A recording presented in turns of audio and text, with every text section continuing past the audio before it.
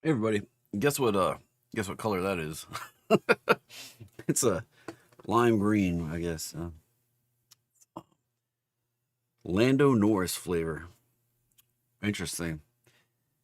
It the Amazon reviews said it was Mountain Dew flavor. It is not Mountain Dew flavor. It's I'm not sure. I don't know, maybe it's like lemon lime Gatorade with some honeydew melon mixed in. I don't know. Anyway, welcome back, Magnificent Monsters. Grab your caffeine of choice. I got that Lando Norris Monster this morning, brand new flavor, because it feels entirely too appropriate for the dawn of a new, exceptionally profitable, utterly terrifying chapter of modern warfare. So while you were sleeping, world, you know, world's a changing, things are flying. We've had three American F-15s get shot down on friendly fire. It's only about $250 million of taxpayer funded hardware just going poof, shot down by Kuwait. Ah, man. 6 service members in total have perished. I don't know what the current count. I don't know if the current count rose anymore, but that's what we got so far. We've got 18 seriously wounded as of last night when I wrote this all. And the Pentagon, in a moment of stunning and accidental honesty, admitted something that maybe should chill you to the bone a little bit. We're running a little bit low on some of our favorite missiles. Not metaphorically, but literally running a little bit low. The Tomahawk cruise missiles that have been vaporizing targets in Tehran, the Patriot interceptor missiles that play whack-a-mole with Iranian drones, and the THAAD systems standing guard over our allies. They're all being fired out faster than factories can put them together. And, well, the well might be running a little bit dry on those. This isn't just a headline here, it's a fundamental repricing of the entire defense industry. For the last 20 years, Wall Street's been valuing defense contractors like they're a sleepy industrial stock, slow, big, boring. And, they at the time maybe they weren't wrong, but now they might be wrong. We've got the restock cycle 2.0 that's going to have to happen.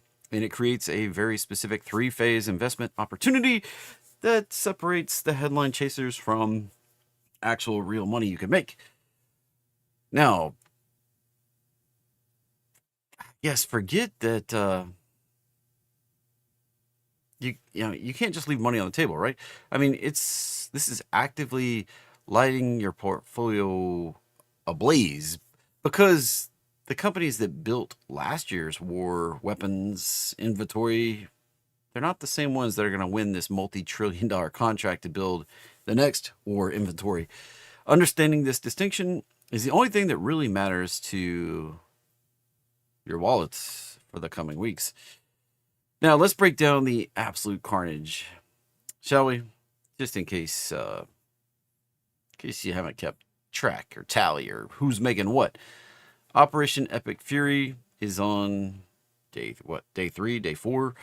The U.S. and Israel have they admit to striking at least 1,250 targets. The IDF intelligence chief, with a chilling lack of emotion, stated, "We eliminated in 40 seconds more than 40 of the most important people in Iran." Well, they're hitting everything: nuclear sites, IRGC command centers, even the financial institutions that fund the whole Hezbollah thing. And in response, Iran's IRGC commander has declared the Strait of Hormuz closed. This was it's kind of the most critical choke point. But how are they gonna enforce that? Because we pretty much sunk their entire navy. So, but the U.S. announcing that the strait is closed, so oil's up. The market got spooked a little bit overnight, and defense stocks, well, screaming higher. I mean, we've seen Lockheed Martin jumping 8% pre-market. We've seen Northrop Grumman, NOC, up another 6%. Base systems popping 8%. I mean, we could look at the numbers today, but I mean, these things were ripping yesterday. And here's the catch. This isn't just a buy all the defense stocks kind of moment. That's amateur hour kind of stuff. This is a scalpel moment. You got to have precision, not a sledgehammer type moment. Companies that are winning today are the ones with existing inventory. Lockheed has Tomahawks. Raytheon, ticker RTX, has Patriot systems. And they're pumping out shipments from their warehouse at a phenomenal rate. Their stock prices reflect this. This is phase one of the restock cycle. Say that 5 times fast. That. Inventory drawdown is the obvious headline-driven narrative trade going on right now, but the real money probably not made here. It's probably made in phase 2 and 3. Phase 2 is emergency production. This is where the story gets pretty interesting. The Pentagon is potentially about to panic if this goes on longer than a few days. They're staring at classified magazine depth reports showing that the cupboard is a little bit bare. They're burning through, and all the things that cost millions of dollars to I mean, think about it. They've got all these interceptor systems that intercept drones and missiles and whatever, and we're shooting they're shooting maybe several hundred thousand, maybe $1,000 drones, maybe $100,000 drones. They're shooting these drones, and we're shooting $1 million missiles at them to take them down. I mean, math is kind of unsustainable. So the Department of Defense is about to issue a flood of urgent sole source contracts to companies that can do one thing: scale, not innovate, not come up with new systems. Scale fast, get these things out there. Not research, but produce. This is where the big primes like Lockheed Martin or Pentagon, for all their F-35 glory, they've got a weakness here.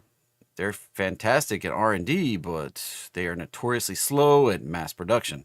The real winners of phase 2 are companies that can get down in the gritty, unsexy stuff of war, like General Dynamics, ticker GD, and crank out some serious shipments of artillery shells. Golly, my tongue's twisting around all these words today. Think about Textron, TXT, building tactical vehicles and munitions. These are companies with factory floor space and political connections to get it done yesterday. Let's get some deliveries going. And that brings us to the grand prize, phase number 3. This is where the long tail comes in, the multi-year restock. This is where Congress, in a fit of patriotic panic, appropriations bills, they're probably going to appropriate billions, if not trillions, to ensure that we don't run out of stuff again. And these aren't one-off contracts. These are going to be decades-long agreements to fully expand America's arsenal, keep the factories set and ready to go. The winners here are going to be specialized high-tech players who can scale their niche. I mean, think about like L3 Harris, LHX, with their advanced munitions and communications and electronic warfare systems. Think about the Huntington Ingalls, HII, the only company that builds nuclear-powered aircraft carriers out there. And here's a bonus for you, magnificent monsters. The analyst notes in all of this, and I've been digging through it. There's a fascinating European angel out there. Goldman Sachs highlights Base Systems, that ticker BA.L, in London. Why? Because 15% of their sales are in the Middle East, and a whopping 40%, 42%, in fact, are tied to U.S. Department of Defense, DoD spending. I mean, they could be a direct beneficiary of both the conflict on both sides. A little bit crazy. So let's put this all together. The framework is this Restock Cycle 2.0. Phase 1. Now, we've got inventory drawdown. We've got Lockheed Martin, Raytheon, NOC, RTX, LMT. The obvious way, I mean, you may have already missed the big pop, all right? That's late to the game. that's going on now. Phase 2, the next 2 to 8 weeks, a couple months, emergency production is going to kick in. General Dynamics, Textron, GD, TXT, production powerhouses. Then phase 3, these are going to be multi-year contracts. These are going to be like, starting in a couple months, rolling out a couple years. Multi-year restocks, LHX, HII, European play, base systems. This is kind of the playbook.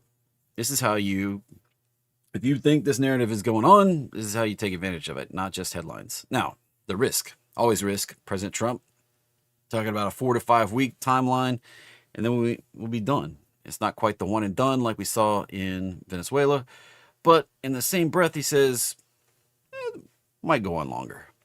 The UAE and Qatar are screaming for de-escalation. If this conflict keeps burning hot for another 8 weeks, these stocks are going to continue to rip. But if it ends in 2, well, you just bought the top. Duration could be everything in this right here. But depletion of the stockpiles is real. I mean, the Pentagon said it. Maybe that's the truth. Maybe it's not. I don't know. It's government, right? But we do need to restock. I mean, we did shoot quite a few Tomahawks, and we're going to buy more. We did shoot quite a bit of Patriot missiles. We're going to buy more. We did shoot a bunch of missiles we have no idea even exist. We're going to buy more. And they'll probably make, if it gets kind of messy, then politicians will try to make sure we don't run into a inventory crunch again. So it's no longer a question of if we're going to do all this stuff. It's, which companies are going to be the most profitable in here. And the market's finally waking up to the reality that we've got a little situation going on. So crack open another can, grab another caffeine, watch the tickers. We'll check out some charts, see how we can make some money today in the market. Popping over. All trading involves a substantial risk of loss, and past performance is not necessarily indicative of future results. Things happen in the past. I predict them. Got some right. I might get lucky again, but it's not a guarantee. Just a guy on YouTube with a show. This presentation here is intended to be informational, educational, fun, entertaining, not a recommendation to be buying or selling any financial instrument, including stocks, options, bonds, forex, futures, cryptos, treasuries. If you desire personal financial advice, well, there's a Edward Jones office downstairs, right underneath me. You go down there and talk to them. I'm sure they'll give you the best advice. But honestly, nobody's going to do better than you. If you just learn this stuff, learn how to make some money in the markets, do it consistently. In fact, look at my chart right here. This is my profit loss curve. You may be like, holy crap, that's going straight up. Yeah, exactly. That's the point. Last 3 months, last year, I did fund this account April last year, tax, right around tax day last year. And for some reason, it's not pulled up the numbers. There we go. Right around tax day right there. And we rip over here. Holy moly, I'm up $76,000 from tax day last year. How much money did I put in here? About $75,000 to start. I've added more, taken some out. It's hard to say how much money's actually like the base principal I'm working with and how much of it is profit. I mean, there's the profit number though, 76. It's not like I put $1 million in here. I don't have $1 million. It's not like, this account has grown to 100, I think it's 120,000 ish. Keeps stacking, so it keeps changing daily. And it's not the only account I trade either. So bingo bango. Make sure whoever you're following, post the real stuff right there. These are real trades, real money. It's audited, verified, every trade, all trades verified. They post automatically from my Robinhood account to KInfo every day as I close them. So make sure whoever you're following does that. If they're hiding what they're doing, why are they hiding it? Why don't they share it with you? I share every trade right there in that Robinhood account. And looky, what I said yesterday. Getting close. Getting close. A little bit more. That's what we need. Hit the roadmap line. So I'll probably have I've only been talking about this for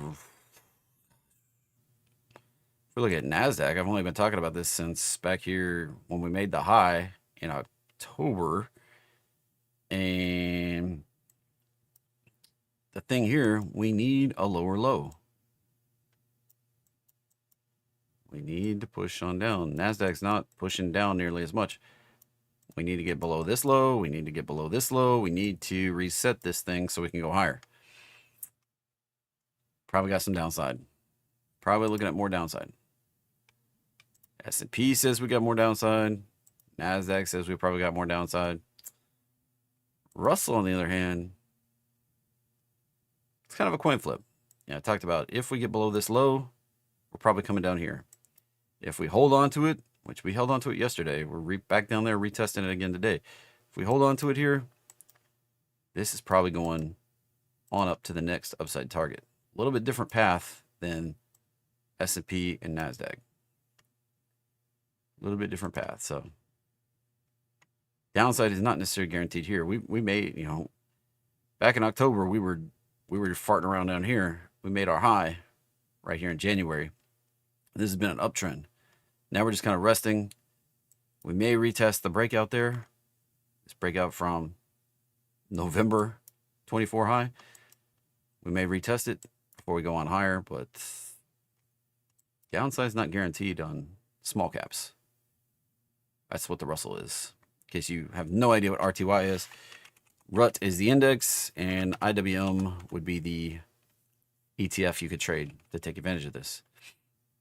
Now, SPY yesterday. Let's jump down in the small time frame here. Kind of speculated that we had this big level right down here at 675, and that's right where we opened this morning. Funny enough, Gamma kind of playing out a little bit there. Kind of funny. Yeah, pull this over really quickly. If you've never seen Gamma, this is where it's kind of like the options influence on the market.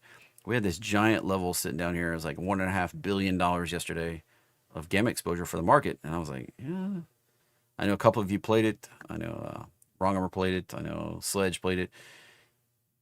I wasn't super confident we were going to come down here, but hey, like a moth to a flame, right there we are. So we'll circle back and look at the Gamma levels coming up at the end of the show. Now, I can't do it at 9:30. Everybody's like, just do it at the beginning of the show. The problem here is amateur hour. Lots of options fly. This changes very dynamically the first hour of the day. And it's better if we come back at it toward the end of the show when we've gotten a bunch of the options contracts flying, a bunch of the 0 days playing, so we can see this thing firm up a little bit. So that's what we got. But right there is where I kind of speculated we might kind of hang out toward the end of the day. We hung out with the roadmap line. So either way, pretty darn close. QQQ. Check in on that one. Oh, man, look at that. Nailed that mofo right on the money right there. Look at that. Right on the close. Beautiful. And then we're right down here below the, Qs didn't really have a big level. So I speculated there was a bigger level down here, but this was probably where we were going to pin, and that's where we pinned, and then we gapped down, and we're coming back up. So we'll see what cooks today. Circle back and look at this here in a few minutes. Stick around. If you don't have time to stick around, come back and watch the replay. It'll be available in perpetuity. Dun, dun, dun, dun, dun, dun. Let's go back to SPY, move that over. So we'll make our predictions for today here in a little bit. I'm just moving these over for reference. So there's today. We'll see what we got cooking. Hey, good looking. The list was 10-1 on the decliners. For every gainer, there's like 10 decliners. That's kind of a down pressure day. That's there were like 44 gainers. There were like 400 and something decliners.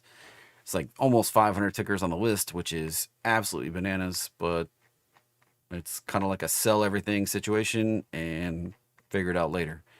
So I actually brought some setups too, so stick around. We'll get to those in a few minutes. We'll hunt for some opportunities, and we'll wrap up with where I expect SPY and QQQ to go for today. So Oil. Trying to stick the breakouts. I like it. Can we keep going? That's a good question. Now, looking at past examples here. Last 1, 2, 3, 4, 5, 6 days, and then plummet back in the abyss. Some of these other ones last about 6 days, didn't push out like we have. So this would be a question like, can we stick this move longer than 5 or 6 days without just ripping it back down? Lots of narrative out there saying this is going higher. I'd be careful. I'd be careful on that narrative. So right now, if we did hit some upside target kind of area here, that 76 and 77 pull back. If we hold above 73, it's probably setting us up for a bigger pop, and the bigger pop would be up here around 100. So the rumors that we could hit 100, but we've got to prove it. All right, it's unlikely we just do it in one big straight rip. It's possible, unlikely, but be careful on this one. So dipping right down here actually makes the chart look better for doing that. We're right up to the prior high we had from the last time missiles were flying in the Middle East. Remember that? And that took us promptly to a lower low. Of course, now we've regime changed Iran. But somehow they put Humpty Dumpty back together again. Gold. Maybe like, why is gold doing this? It's a sell everything moment, all right? The market tends to sell everything. Plus, I warned with a big freaking arrow that once we tag that, it's on like Donkey Kong for going lower. So be careful out there. Bitcoin. Still churning sideways. Not really. It's kind of like a stuck in the sell to everything. Also, Ethereum, not really getting going. Dollar, look at her go. Look at her go. We actually break through 102. Now this is, we're coming up into the resistance zone. This zone right here is the resistance zone. We get through 100. Next one up is 102. For, we may even kick it in at 101.50 here. But we're going to start stopping out short dollar players. And this could cause the dollar to go to 130 to 140. That's just pretty unheard of. We zoom out and look at this baby. We haven't really been to those kind of levels in a long time, since I was a wee little chap. I was just starting to try to figure out what a chart was back here. Playing the stock market game. Last time we had dollar up in this area, and we might be going there again.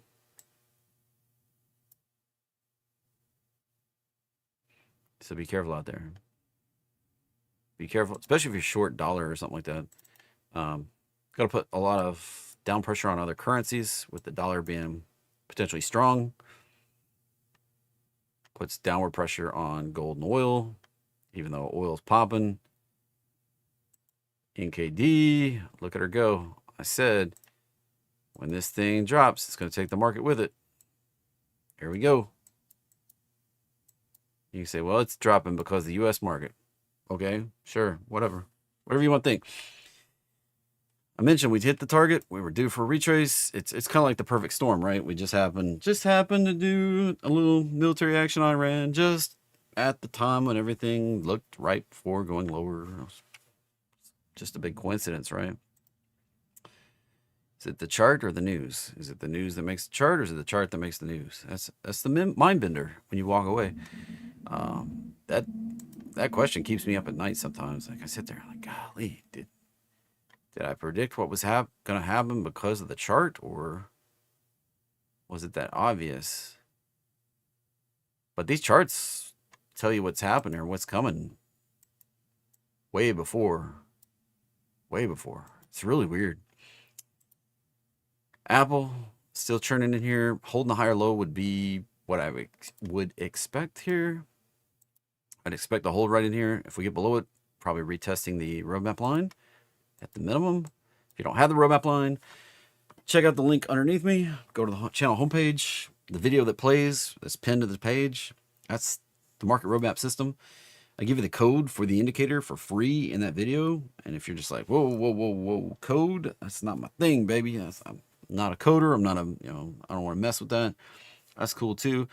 Link in the description for $5. I have the market roadmap indicator. And if you do that thing, I'll give you a watch list of tickers set up for that for the next 3 months or so as part of the deal.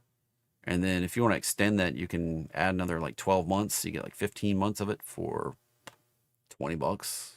It's pretty reasonable. I have these, I do these lists every single week. And the one for this week right there. So 22 tickers were on there with bounce potentials. Now, not everyone's a trade necessarily, and that's what we talk about at the end here, are ones that actually set up for an entry today. So these ones right here, these 9 tickers set up for an entry today, but not all of them awesome. So we'll dig through them and look at them here in a minute. Amazon, still working on this, holding this bottom right here. This is at an ideal support. If we can pop back up through the roadmap line, maybe back test it from the top. It's on like Donkey Kong for going higher. Google probably coming down to the roadmap line. Didn't quite get up as high as I expected. And a lower low here is the only requirement. So this could come up shy of the roadmap line and reverse. There's no guarantee we're pushing this lower. It's just the ideal spot. Like if we were to push on down, that would be kind of symmetry in the market where the first drop right here is equal to the second drop. And we'll push this down around 270. But the market doesn't have to do that. All right. It looks best, but it doesn't have to. This is where, probabilities come into play. It's probable. It's more probable we're going to come down here in this zone because it happens a lot, at least to the roadmap line. But it's possible that we come up shy. We just make a lower low, complete the pattern, and go ripping off. So don't get too hung up in all of it. The probable move is dropping, but the possible move is just finishing this pattern up and ripping higher. Meta consolidating on this. So we had the first pullback. Ideal support. I mentioned this is a setup for going to like 1100 to 1300. Then we moved up, we retraced. I mentioned again, this is a setup for going to 1100 to 1300. Then we've moved up and we've retraced, higher low. And yet again, I'm mentioning this is a setup for going to 1100 to 1300. Now, the timeline on this, probably a couple years. More than likely. It's probably going to take a while. Yeah, the climb rate over here, correction, resume the climb rate, could be 27, could be 28. That's probably where we're heading, though. It won't be without bumps and humps. I mean, that's kind of the way the market works. You see over here, bumps and humps. Some bumps and humps bigger than others. Microsoft, keep being soft, but we're already kind of hunting support here. So big tech's been beaten down. Even though we're down today, we're not flushing it out. So looking like we possibly are getting near the end of the correction for the Mag 7s. Except for this one. This one's got a little different cooking here. And we take these earnings ratios off of there.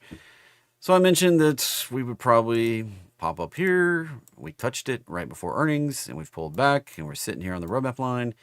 If we get below these lows right here, we're probably coming down here. So this is what to watch. If we can get some strength, break back through this high from last week, we're going on up 220. If we break down below this low and this trend line, probably going down here to 150. Why 150? It was the high from right back here that we broke out from last summer. We established these highs right here. Coming into the new year of 25, we broke through right there in June, July. Didn't look back. We just kept ripping. And now we ran out of steam and we're kind of consolidating here. We may need to drift back down, prove that that's the floor, that's support, before we can go higher. It's just the way the market works. See this kind of pattern over and over and over. This was the first big flush out. This right here is not constructive bullish price action. It's indicative that we may see a drop right down in here, hold that, and go higher. This is back to that symmetry thing I was talking about before. Look at that. Beautiful potential right down in the 150 area. Tesla. I do have probably the biggest position in Tesla right now out of everything I got that's open long term. And we're probably going to, based on what we did here, if we dip below that yesterday low, we're probably going to push this down to 370. If we can hold on to this, it is a higher low than we had back here in November, right around Thanksgiving. So if we hold on to these two lows right here, above that low, we can still go higher. Otherwise, we may need to reset the whole thing, push down here, 370, 368 maybe, and then establish the low. Netflix, nice bounce. Been waiting for this for a little while. I'd like to see it push on through though. Get up to that 618. So the potential here is to retrace right now. The 618 sitting up here at 107.30. If we get through that 618, push on up through the roadmap line, push up through the 618. That sets us up to potentially go on to new highs up around 145, 150.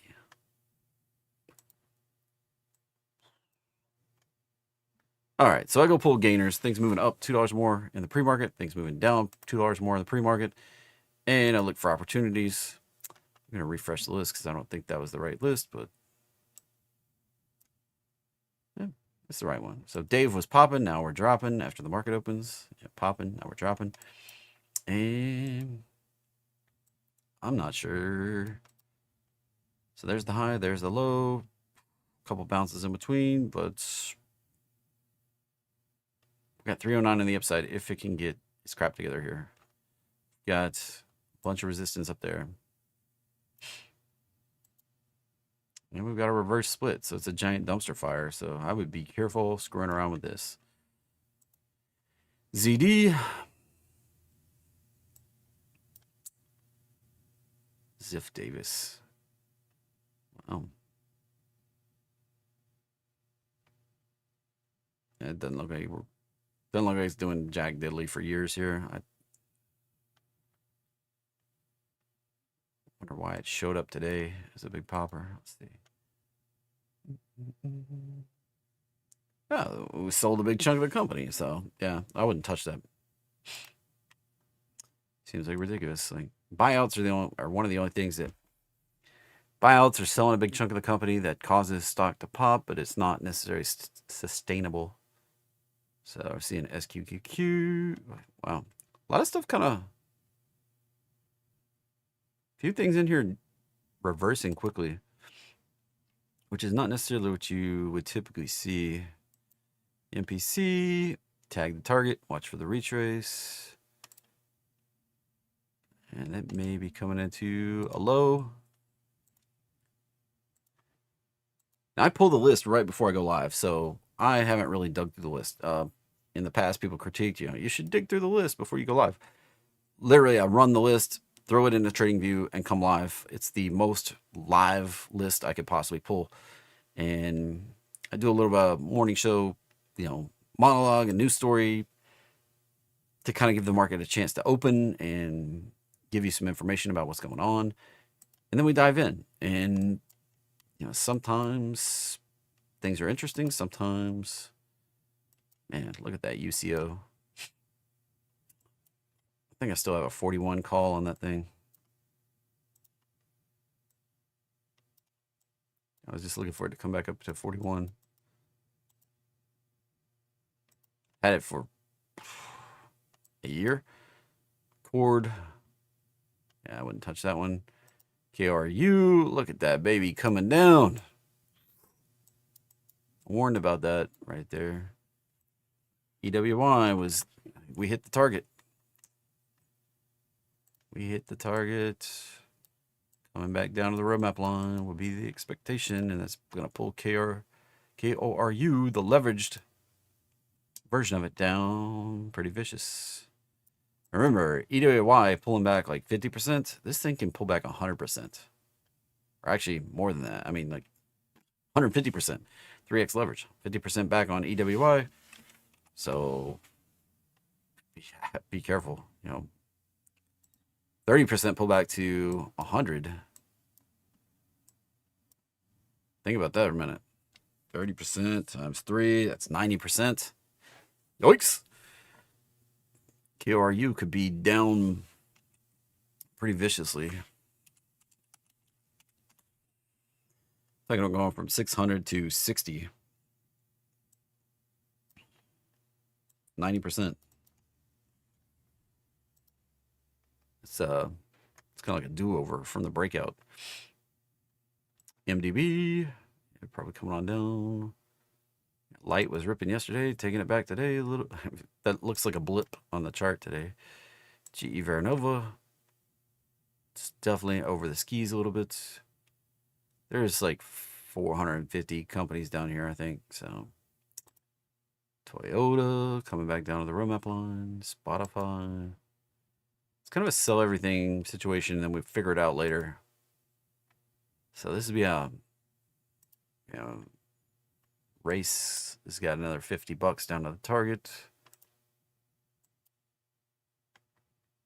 That looks like we're gonna try to find support here again. We came up a little shy of the 413 target.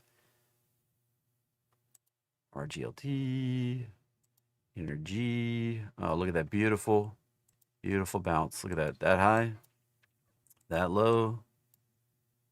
Hit the target. Retrace to the roadmap line. That is the perfect roadmap line bounce right there. Perfect example.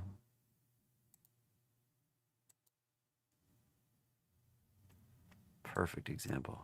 Wow. So this pattern, uptrend, pullback, find support at the roadmap line, get the close above the 618. 75% likely we're going to hit the 1.1448, which is 90% of the way to the 1272, which is right up there. Now it's 70% likely to hit that one. I like to up the win rate just a little bit by 5% by going for the 90 percentile.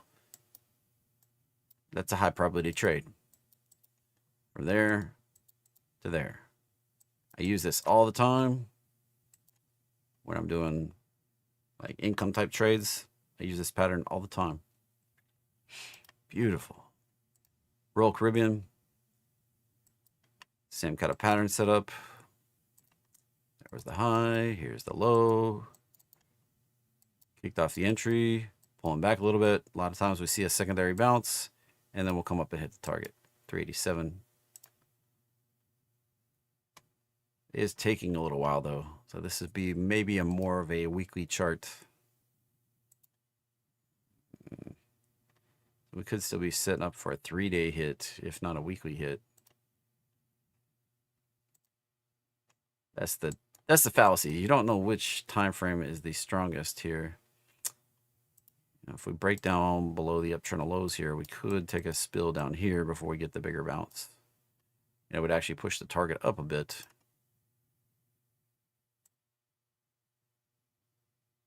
To about 400. And market. Life 360 and punch in the face.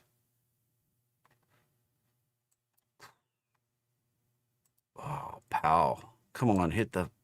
Oh, so close. This is probably one of the biggest opportunities here. If Palladium hits the roadmap line, finds support, comes back up through, this has a large upside potential. It underperformed other precious metals. 365, 430. Really like this potential. It did kick off the big pattern here in the higher time frame.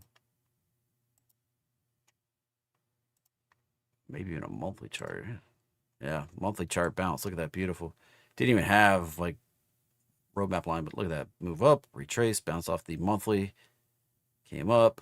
Didn't actually get a close on the monthly above the roadmap line. So be careful here. This, I haven't taken my entry yet.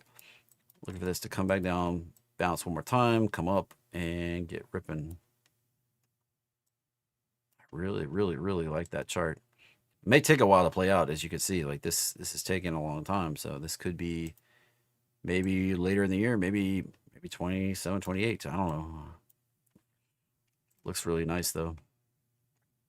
One of my favorite charts right now. Carvana.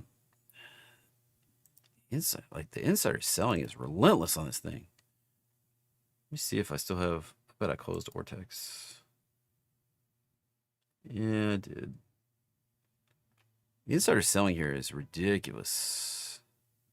Got a support zone back down here.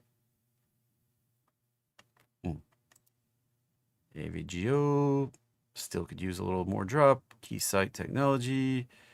That's way over the ski tips. Be careful. Axle coming back up to test the roadmap line. If we get above the 618, do have that gap down to contend with right there. And then go higher. ALAB. Still haven't found a bottom. Snow.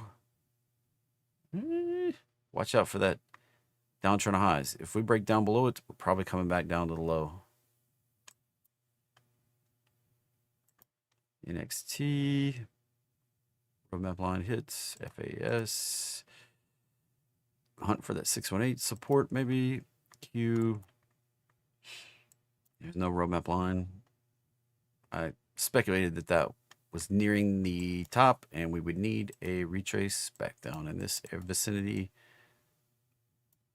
before we can go higher again. And we're just seeing a lot of sell everything. This potentially already bottomed. Looking for it to break through the roadmap line and get some upside going. Baba. Datadog. SOLT.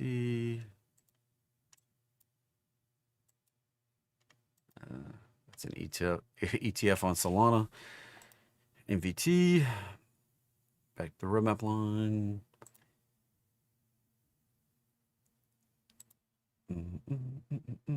Oh, that's beautiful. That got pretty darn close to the target, but I still expect this to come on up.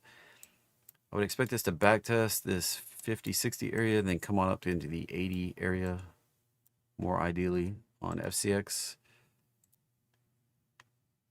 Dell looks like we're going for it, man. Wow. Here's the high. Here's the low. Above the 618, 178 would be the target. Robin Hood. Just giving you opportunity here. I have the 74 puts sold for this Friday. Probably be able to roll them out. Looking for the pop. This next pop, when it takes shape, 171, maybe all the way up to 300. 300 would be an echo of the last move up. So we had this move up. It echoed here. And you can see it right here. That move up. That move up. What do you expect it to do again? Did it once? Did it twice? 3 times like this. Let's go. That will put it up in the $300 area. Easy. That's echo trade type stuff.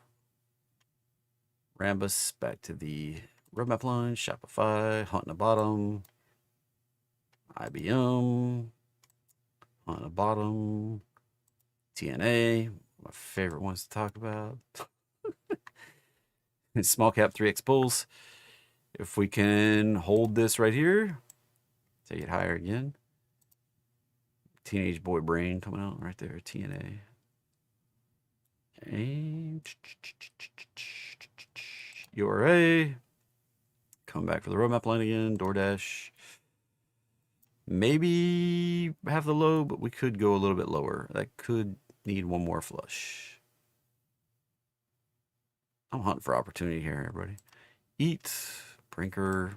That probably wants to do a 618 retrace. That low, that high. Probably looking for support around 125. Decker Outdoors. If we can hold the roadmap line here, be looking for 124, 126 on the upside. AstraZeneca. Probably going to come back to the roadmap line. Airbnb. Now, at 5 p.m. today, I have a show called 30 Minutes of Awesome. It's a request show. It's the only show of the week where I take requests for at least 30 minutes. Usually it's an hour. And then I do an Ask Me Anything for channel members. So that would be, if you got tickers you want me to look at, that'd be a good thing to set a reminder for. 5 p.m. Eastern. Come hang out. And we'll take a look at your chart. I'll do some high time frame analysis. This one probably coming back down. Roadmap line. Lulu, I saw you in there. Come on. Come on. Come on. Come on. That's starting to look like a Head and Shoulders. Oh, come on. Oh, come on. I might even trade for this. That'd be really liking this price action here.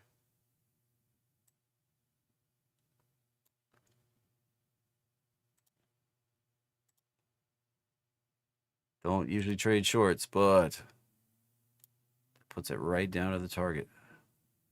So it came up shy of this target, which is the minimum target. This is the ideal target. I've been waiting for this for a year, pretty much, since we were up in here. Oh, man. Come on, Lulu. If this thing does that, look at the next potential. That's like 10x right there. Beautiful upside potential. This is one that's on my bullish watch list. Just waiting for it to finish up.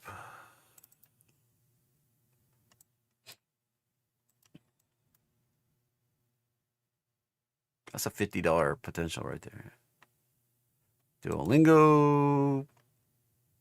If this breaks down, we may be down to 40. I'm not super confident on that one.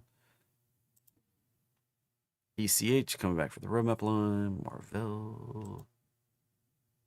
Probably coming back down here. Kava probably coming back to test the roadmap line. Ego probably coming back to test the roadmap line. Lennar probably going on down to 96. Golly. A lot of stuff we've been talking about lately, all on the list today. A lot of stuff that's shown up for weeks as high flyers getting beat down. Hut holding up really well. Riot holding up really well. Mara finally deciding to start making the pivot to AI and just not looking very well. Golly. Stupid. They took on too much debt and it's just stupid. Microchip probably gonna hold the roadmap line and go higher. Elf Beauty, that's a setup for going lower. Crocs, probably gonna go lower. Irene needs to take another dip down to 25. If we don't hold that, we could take a bigger spill. Flutter Entertainment just keeps getting smacked in the face. On Simi. Roadmap line retest.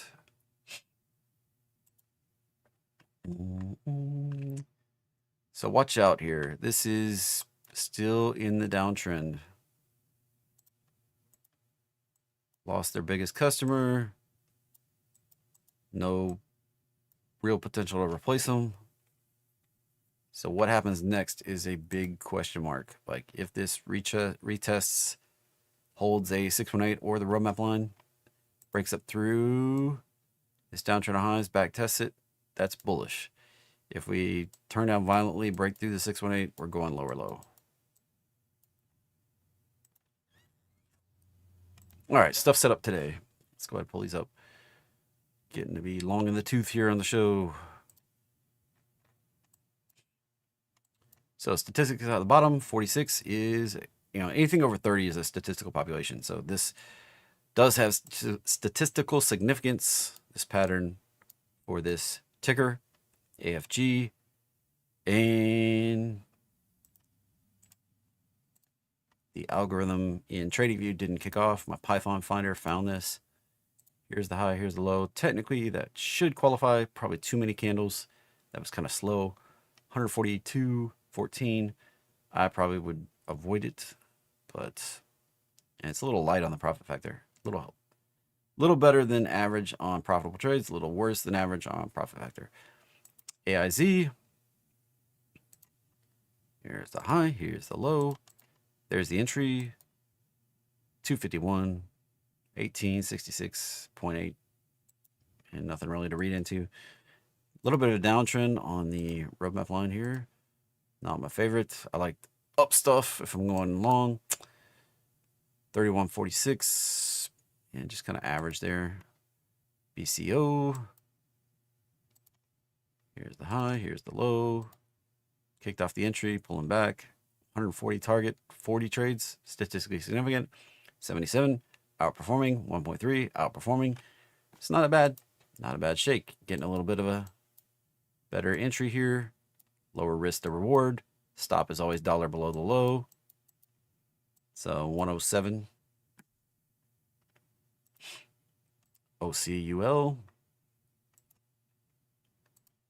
Here's the high, here's the low. Now this algorithm I use searches through 4,000 tickers for these setups. There's only like 400 tickers that have reasonably liquid options, and probably more like 200 that really you could trade with any reliability. So these may or may not have options to play. Some of these are just going to be shares type plays. This would be the high I would use. The algorithm picked up this high. I'm quite certain to figure this as the entry. 18, and this is a low price ticker. Stuff under 20. Think about it. This stop down here at 6 minus $1 is 5. So you're risking like getting to be close to 20% just on the stop. Getting $1 below the low, plus from here to here. That's a pretty major percentage of risk compared to the potential upside right here. So lower price tickers have the risk reward out of whack. I would be careful. ORI. Another nice one here. This one actually picked up that little baby. Pretty sure it picked up that little baby bounce right there. No, it was that one. Picked up that high, that low, that entry. 48 target. 42, 83, 1.6. That's That's a pretty darn good one. See what the risk reward is off of the current move. Down here and 36. What was it? 36. Yeah, 36. So risk reward. Risk 5.8 to make 6.5. That's actually a pretty darn good one right there. 42, 83, 1.6. Yeah. Nice. Now, time frame. Average 45 candles to hit the target. Standard deviation on that is 35 though. So that puts 150 trading days. Is 3 standard deviations. 3 sigma equals 150, which means that's the average AVG plus 3 sigma. That means 7 months is how long this could take to hit for the 99th percentile.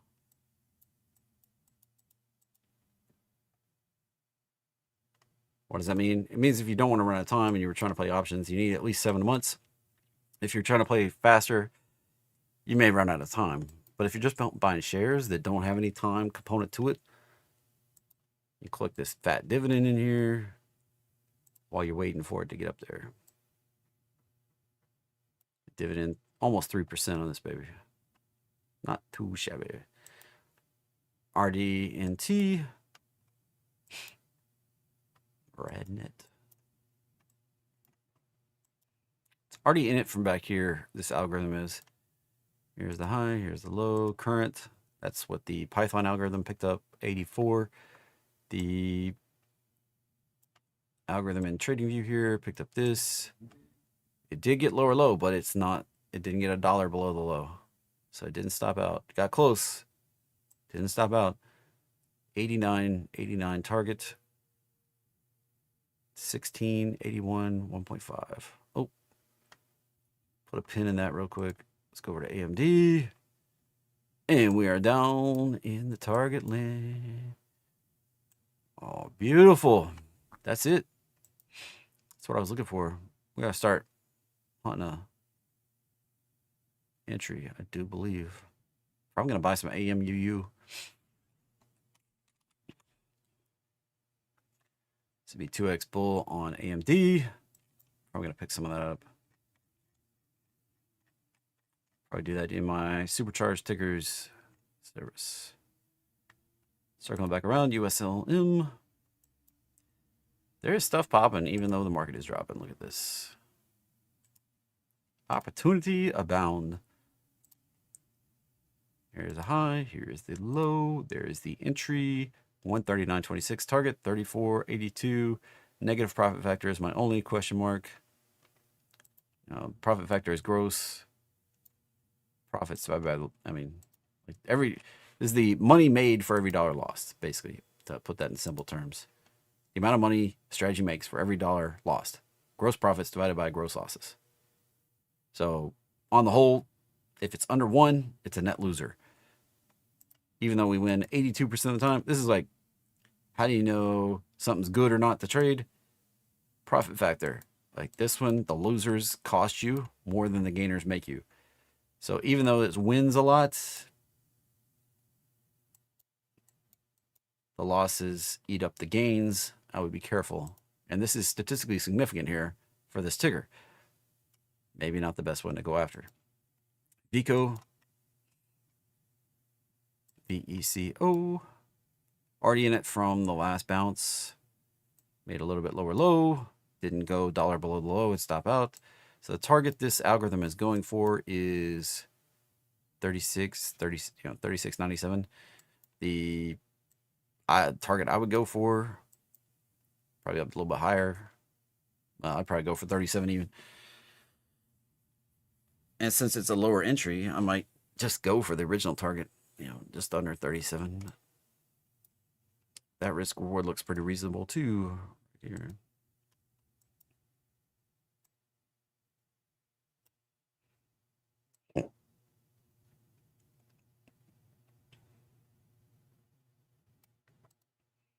Should be looking at basically a 1-to-1 right there. Pretty reasonable. 25 trades, not statistically significant. 68, doesn't matter. 1.2 is just average. So this is just an average performer. All right, that's the list. Let's go check out SPY. Big day here. SPY. What do we got cooking? Ooh, dropping. Nice. So here we go. No bubble. So this is dangerous. We could cruise on down to 660. There. Friday has this big level right there. Now, this is the biggest level on the land right now, $1.1 billion. So 539, probably going to hit that. There's not really anything else in here till Friday. We got a 340, 194, 175, 500. So this could be pointing where we're going. We could be pulling this on down.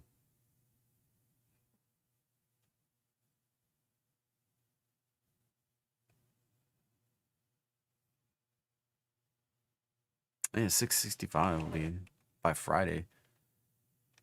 Or, you know, we could bounce down in there earlier and then take off higher. I'm not thinking we're leaving that big level behind here. So, we do have a level all the way down at 660 today. Get that big level 665. So this is, you know, the range is going to be pretty fat today. Up to 680, down to 660.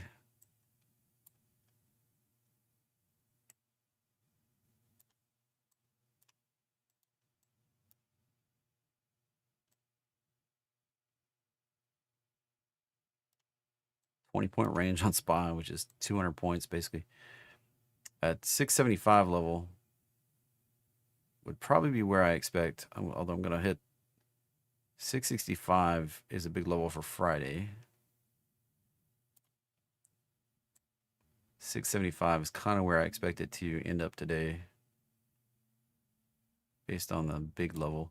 Now, that's just guessing based off of this without looking at the actual levels chart here. And yeah, no call players, giant put players. We're probably going to flush it out and then bounce. And the bounce is going to be violent and rip these put players. So be careful. We don't have enough put call players to sustain a move down. Options wise. That makes it ripe for a big violent bounce. Now the bounce doesn't have to stick, but it just makes the environment ripe for a big violent bounce. Now look at those put players compared to the call players on Qs. Ooh. That's nice, PD. Oh man. Good work, dude.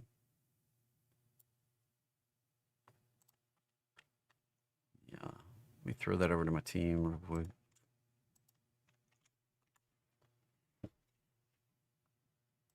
All right. Big level, the biggest level on Qs. So you can see, you know, the market just not playing Qs much right now. Kind of got a little bit of bubble forming from right up in here for Friday down into here. But this 385, like, I mean, 585, excuse me, 585.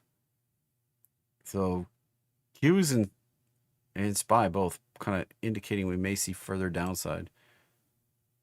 And with the sparse levels today, I'm going to put it right there at the 585 and the top of it up here somewhere around the 600.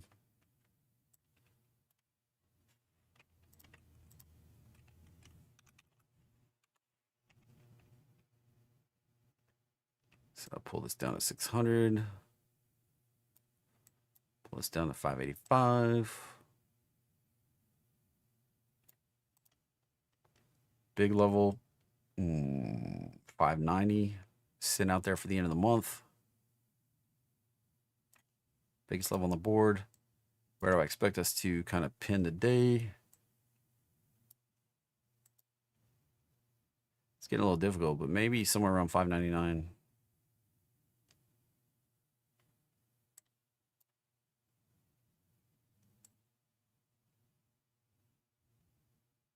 It's hard to believe we bounce, but that, I mean, we could tag this and then bounce pretty violently here on the cues. Now look at the bigger picture. Let's go ahead and save that before I forget. Bigger picture on the board. We're almost to that roadmap line right there. That can kick off a big bounce. NDX at lower low is still a bit down here. It could just end up with a higher low, but it would look best with a low back down here. So we could see a flush out in Qs right there. I'd be cautious about that.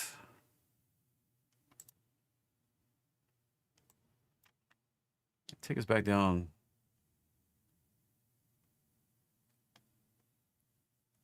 That 585 level down around 2,400, 24,000.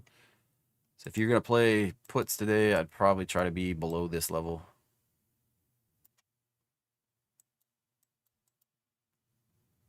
Maybe even in the 2,300s. If you can get that, 23,000s. If you can be that far down and get premium. Looks like a sour day, and this could get more. I mean,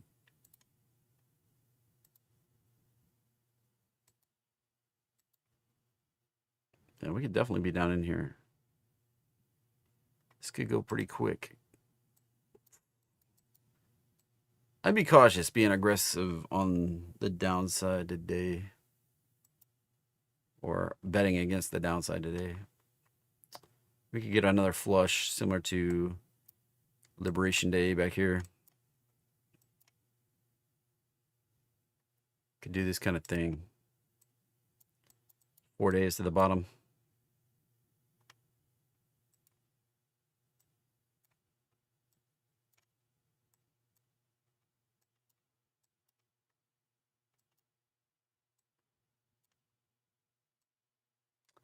That's what I got. I'll be back. Be back at 5 p.m. Come hang out. I have Market Masters 11:30 coming up about an hour. Links in the description. And I'll see y'all later. Have a great day. Be safe out there.